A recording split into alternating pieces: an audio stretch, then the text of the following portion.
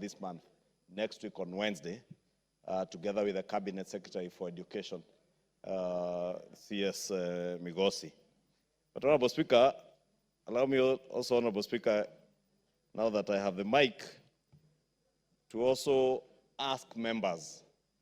For instance, if you look at the questions that were being asked, a number of the members whose questions were to be answered are not in the House now. You also, if you look at the order paper today, Honorable Speaker, there are quite a number of members. And I was just looking if I can find the member for Gatanga. He's not here. He has a question to ask. If you look around, look for the member for Embakasi West, Honorable Mark Mwenje. He's not here. And he has a question to ask. On and on, I have seen the Honorable member for Baringo Central, Honorable Kandie, is here. And we must commend the Honorable member for Baringo Central. Gonzi Rai, the member for Kinango, not here. Member for Funyula, as always, Honorable Speaker, the member for Funyula is always in the House. He has a question, he is here. Member for Bahati, the Honorable Irene Joki, not here. Member for Malava, the Honorable Malulu Ijendi, is at his usual seat. He is always there, and is a vice chair of a committee. Honorable Speaker, we were in the House, and I could go on and on and on and on and on. Dick Maungu, not in the House. Honorable Speaker, Honorable Robert Basil, not in the House. Sarah Korere, as always, in the House, and she's here. Oh, Basil is here, the member for Yata, my apologies.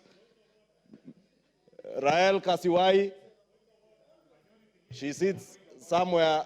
Just let the majority leader somewhere around there. finish his I point don't of see her. order. She's not in the House. Honorable member for Kajiado South, Samuel Parashina, of course, as always, never in the House. The member for Matuga, who is also a vice chair of the CDF committee, Kasim Tandaza, always in the House and in the House now. Member for Igembe Central, I am on a point of order, Honorable Speaker.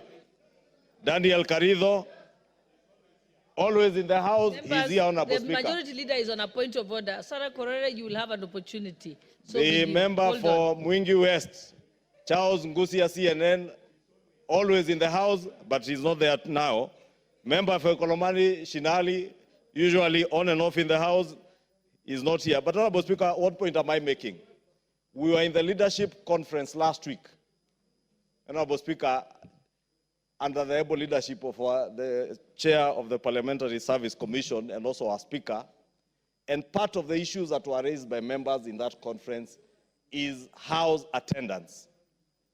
And more so, calling on chairs and their vice chairs. Honorable Speaker, this afternoon, you have had to sit there and wait for at least 10 minutes for us to garner quorum. This House has not less than 60 chairs and vice chairs of committees. We only need 50 to transact business. If we add the leadership of the House, we have 70.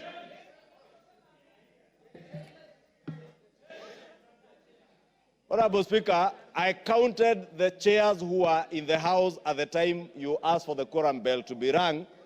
Only 5 chairs of committees were seated in the House, and about 7 vice chairs. Where were the other 43, Honorable Chair?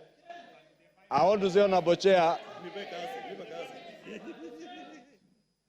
Honorable Speaker, I wanted to ask that you remind these chairs and their vice chairs, Honorable Speaker. As we said in Naivasha, we have only another 4 weeks to go for a long recess. But these are the 4 weeks of reckoning. If you are a chair of a committee, you must be in the House at 2:30. If you are a vice chair, you must be in the House at 2:30. There is no reason for the Speaker to come and sit and wait for quorum when there are members who have business to be transacted on the floor. They are not in the House. When we have chairs who should be responding,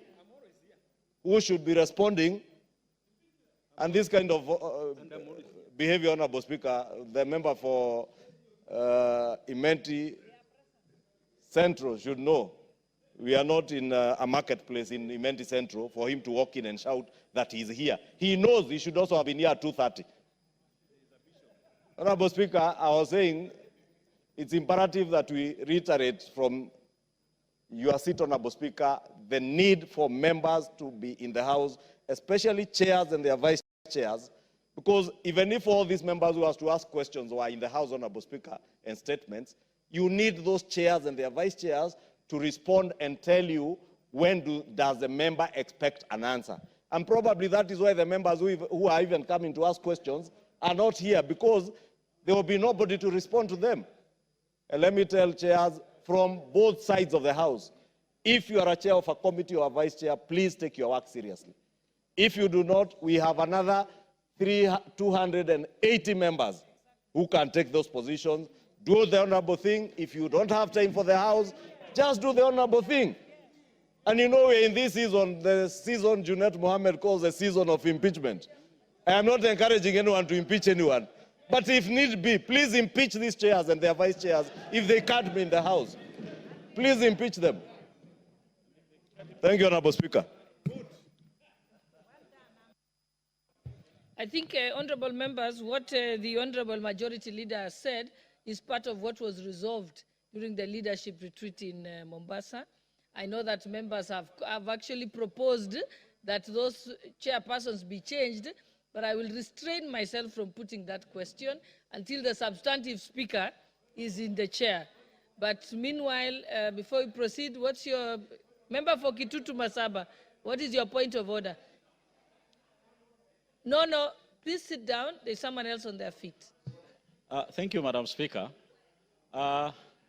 With all